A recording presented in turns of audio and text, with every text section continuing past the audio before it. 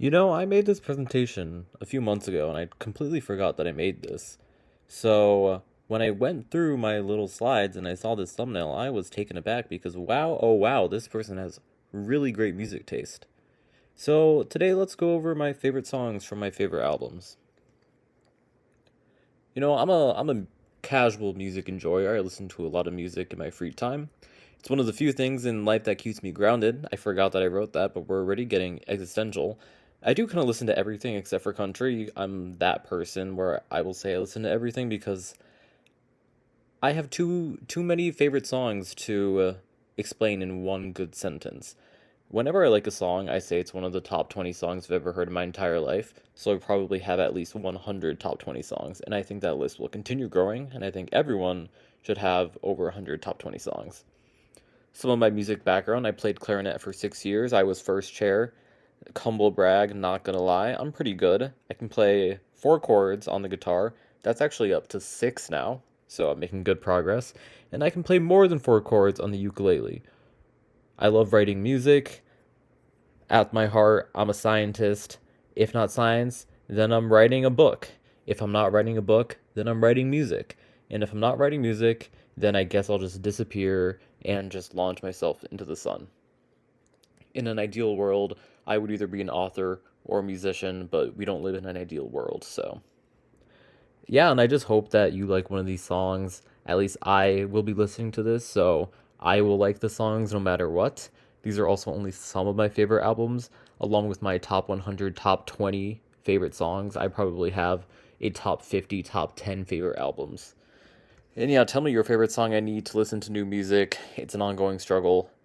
I want to be like, what's his name? Donald, Ariel, and Winnie the Pooh. I'm trying to be like that. So we got to start off with an honorable mention. Info Hazard, Nina Geraci's I Loved My Computer 2025, which was last year. I freaking love my computer. It's too early for me to say it's one of my favorite albums ever because it literally came out within the past 365 days. But this album has had a chokehold on me in the way my neurons have been wired for the past year. It's just so fun and so nostalgic, and it's so tongue in cheek, and she just captures like the mid 2010s energy so well in such a modern way. Specifically in Info Hazard, she says that it's about a snuff film that she watched as a kid because she had unrestricted internet access. As someone with unrestricted internet access growing up, it hits really close to home. It's absolutely nostalgic. It is absolutely euphoric. You have to listen to this with headphones on at full blast, alone in your room dancing. It's just an incredible, incredible time. If you haven't watched the music video is also maybe the best music video I've ever seen. It's so beautiful the way that it's put together. One of the lyrics is, "In my dream, I saw him, a man without a head," referring to literally her seeing a man get beheaded. I don't think I've seen a man get beheaded as a kid, but I have seen some pretty gnarly stuff on the internet growing up. I cannot recommend this song enough. It is such a fun time, a really, really great just EDM song to get your heart pumping. Okay, my first actual favorite song from my favorite albums is from Lord's Melodrama in its supercut.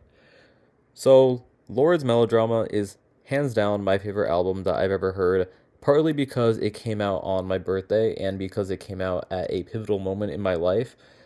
But this album has held my hand throughout the past 8 years. With every step of my life, with every new chapter of my life, this album is one of the most consistent things that I have going for me. Maybe a little bit of an unhealthy relationship, but as I've grown older, I've grown to appreciate it beyond a like a best friend and more like a piece of art. So, Supercut in particular is a perfect pop song. It's a vignette of reminiscing, letting go, and it's the culmination of a love story that's told throughout the rest of Melodrama.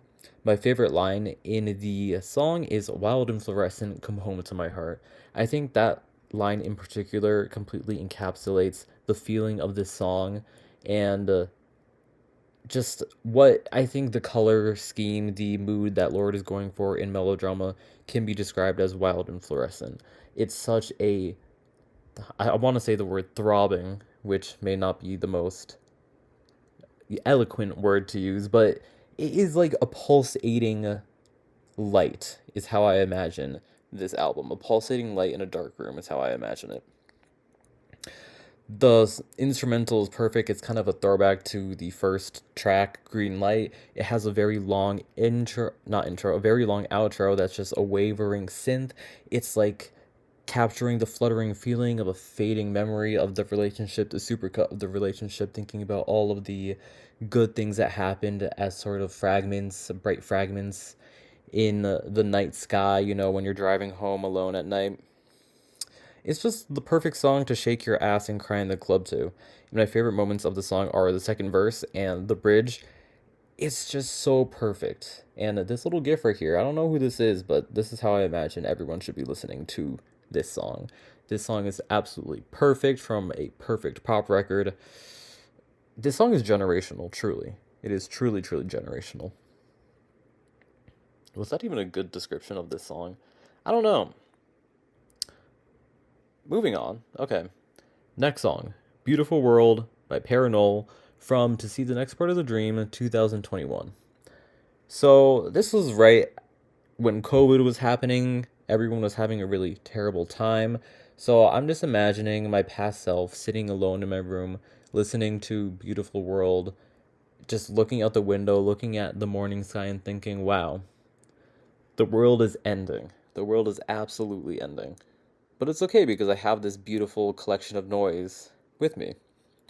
So I think that To See the Next Part of the Dream is shoegaze. I don't really know what shoegaze is. To me, shoegaze is kind of just like dream-like noise. That's what I would describe shoegaze as. It's literally what I named my username after, Shoga Gazed, because that's my name and it kind of sounds like shoegaze and I thought it was funny. But yeah, Beautiful World is just a collection of loud noises. I fucking love loud noises.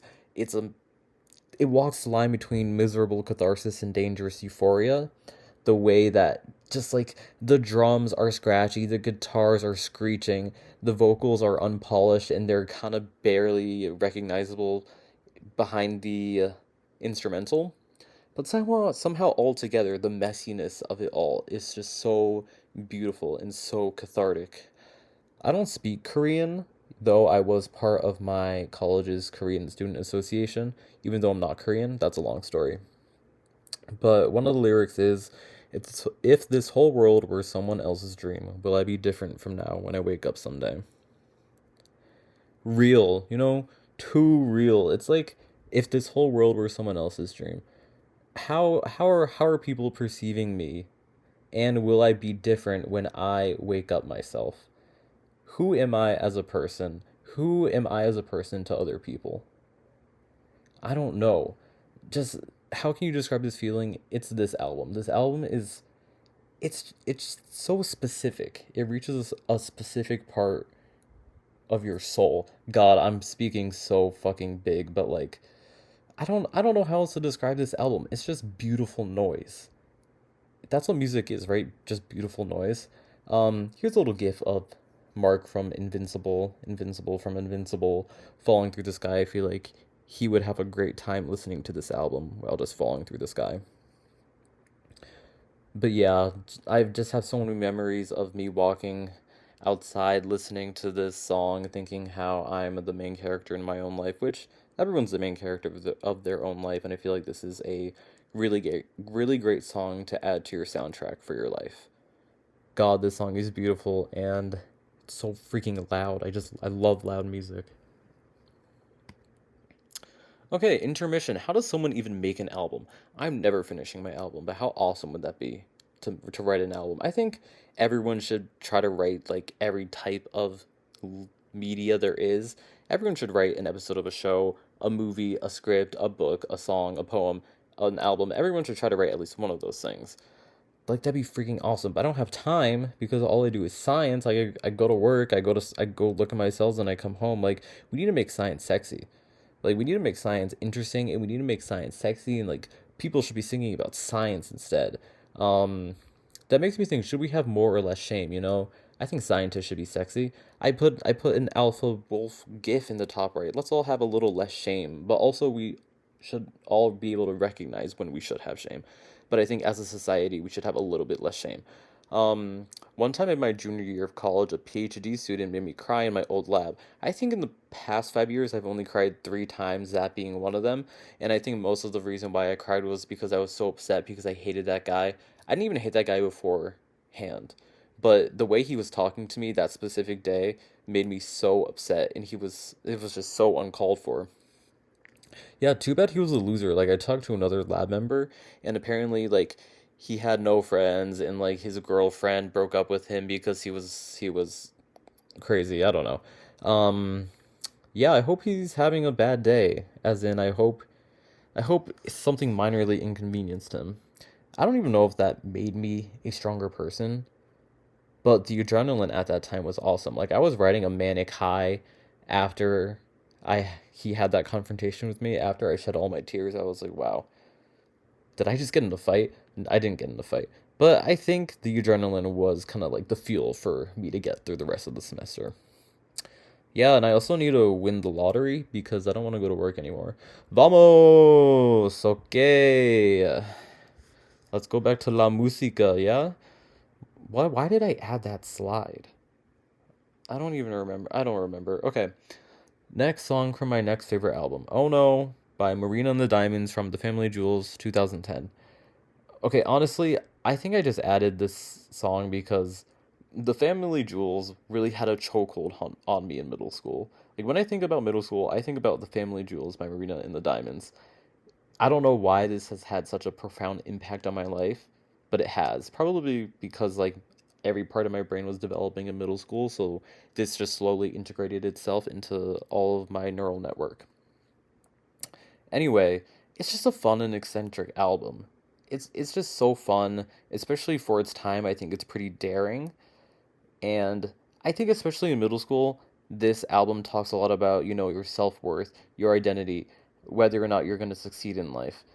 We all think we're bigger than we are in middle school, so I probably was like, "Oh my God, this is speaking so much to me because I feel like I'm going to get nowhere in life and no one understands me." Yeah, that's basically this album. One of the lines is, "I feel like I'm the worst, so I always act like I'm the best." I don't think I related to that in middle school in particular, but now I feel like I relate to that.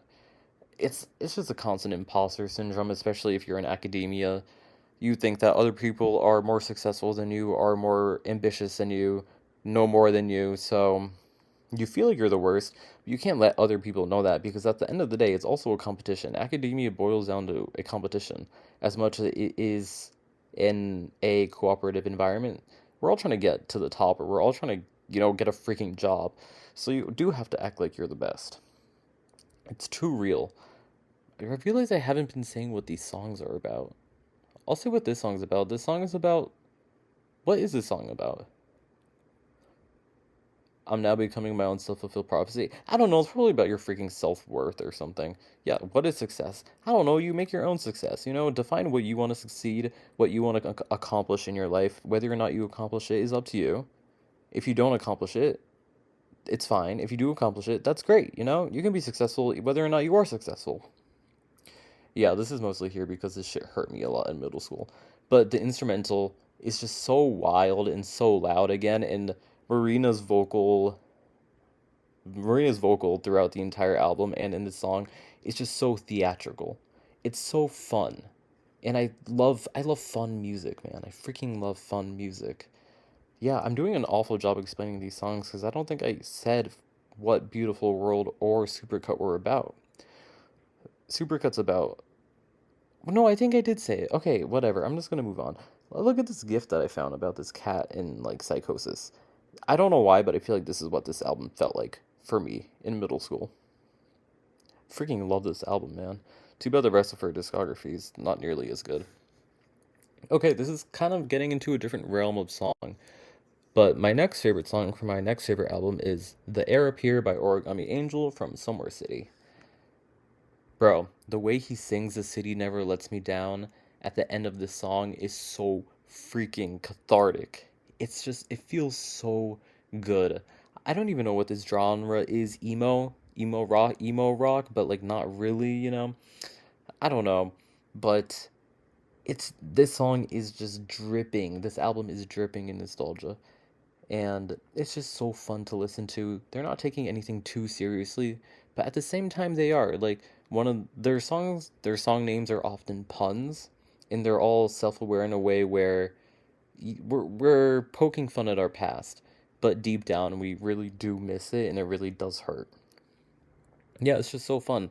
Listening to the album makes me want to dig up my DS and I want to play Pokemon and I want to play my favorite Game Boy game, Kirby and the Amazing Mirror. That is, I don't know why people don't think that that's the best Kirby game. For me, it is the best Kirby game. It's so fun. And if you don't use the map, then you kind of just aimlessly enter mirrors, and I think there's something beautiful about that. This song is a perfect album closer, incredible payoff. It's a lovely end to a story. I don't know what you call it when like you bring in elements of all the other songs in the album in that final moment for the final track, but it does a great job at integrating parts of every other song. The guitars are gnarly, the vocals are freaking gnarly. It just feels like freedom. It feels like freedom. Finally reaching Summer City, you know. It's just a breath of fresh air, especially if you're stuck in the past and you're stuck in nostalgia. It feels like you're finally breaking free. Yeah, growing up is cool, I guess. Like growing up is fine. We're all gonna grow up and we're all gonna die one day. So let's just all grow up in grace. Segway, Grace. Yeah, I think my Game Boy Color is broken. Finally, we have Grace by Jeff Buckley from Grace. This album, I always come back to this album like a toxic relationship. I said melodrama was toxic. That's like a toxic best friend. This is like a toxic partner, you know? Oh, Jeff Buckley, the GOAT himself. Yeah, why fear death when we'll all die anyway? You know? I think that's what this song is about. I mean, not the we'll all die anyway, but having a love so strong that you don't need to fear death. I feel like that's what this song is about. Dang, I'm finally analyzing the music. That's crazy. The guitars are delicious. What really sells me in this song is the absolutely insane vocal. Like, I don't think he's saying words half the time. I think in most of his songs, I don't think he's saying words, even though he clearly is. But his voice in combination with the instrumental, there's a sense of fiery rage in like he's like battling something throughout the entire song. And especially towards the end when he's just making noise. My guy's just making noise for the love of the game and I freaking love it. It sounds so good. The amount of times that I've tried to sing this song in the car and it sounds awful every time, I'm gonna keep doing it. But my God, is this song perfect? This song is equal parts devastating, equal parts enraging, and equal parts like I'm ascending into heaven or hell, depending on where I'm gonna go to. I don't really know what "wait in the fire" means. It feels biblical. Yeah, I don't really know what it means. And the way that he says it goes so slow. Ooh, like the growl in his voice saying that. I don't think he's even saying so slow. I think we just made that up, but in my heart he is, and it's just oh my God, this whole album is devastating and this song is absolutely delicious. Yeah, let's just all live life with grace. We'll grow up gracefully. We'll live life gracefully. This song is a testament to that. This song is timeless. This album is absolutely timeless. If you haven't listened to this album, drop everything you're doing right now and go listen to this fucking album. Oh my God, I love this song. I need to move on. But this cat exploding is how I feel listening to this song, and I listen to the Grace really often, probably more often than I should, given that I want to be happy. It's like, oh, well, let me wake up and listen to this album. Like, let me just go kill myself. Bad joke. Let's not say that. Okay. Really, that's all my slides. I guess that was in the thumbnail. Okay.